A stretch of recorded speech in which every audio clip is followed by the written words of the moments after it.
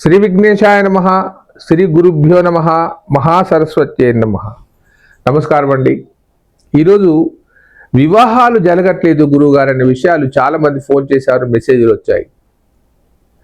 చాలా కాలంగా ఒక 4-5 సంవత్సరాలుగా వివాహాల గురించి సంబంధాలు వచ్చి పోతూ ఉన్నాయి. మేము అనుకున్న సంబంధం ఇది అవుతుంది అని మనం అనుకునే సమయంలో అది మాకు అవసరం లేదని చెప్తున్నారు గురుగారు అని చెప్తున్నారు. రేపైతే ఇది మనకు వివాహం పక్కా అయిపోతుందన్న సమయంలో వద్దని చెప్తున్నారు గురుగారు. దీనికి కారణం ఏమిటి, ఎలాంటి కారణాలు ఉంటాయని అడుగుతున్నారు. ఒకటి, జాతకంలో ప్రధానంగా సర్పదోషాలు, కాల సర్పదోషాలు ఉంటాయి.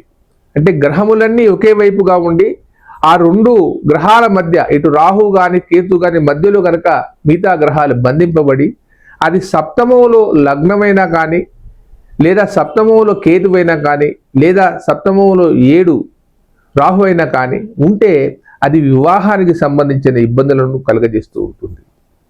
అన్నిటికీ కాలసర్పదోషాలే కాదు, వివాహానికి కావాలంటే సప్తమ స్థానంలో కేతువైనా రాహువైనా ఉండి లగ్నంలో కానీ ఉంటే మాత్రం అది కాలసర్పదోషం కింద వస్తుంది. దానికి ఉపచారాలు చేసుకోవాలి. ఇకపోతే కుజదోషాలు, వారి రాశి చక్రములో 2, 5, 7, 12 స్థానాలలో కుజదోషం ఉంటే దానివల్ల కూడా కొంత వివాహం ఆలస్యమయ్యే అవకాశం ఉంది. ప్రధానంగా నేను గమనించిన దాంట్లో ఎక్కువ శాతంగా గ్రహాలు నీచపడ్డప్పుడు, గురుబలం ఉన్నా కానీ వివాహం కావట్లేదు. గురువు మనకు 2, 5, 7, 9, 11 స్థానాలలో ఉన్నప్పుడు వివాహాలు అవుతాయి. గోచార రీత్యా గురుబలం ఉంటుంది కానీ వివాహం కావట్లేదు, చాలా రోజులుగా ఎదురు చూస్తున్నాం అన్నప్పుడు జాతకములో ఏదో లోపం ఉందని తెలుసుకోవాలి.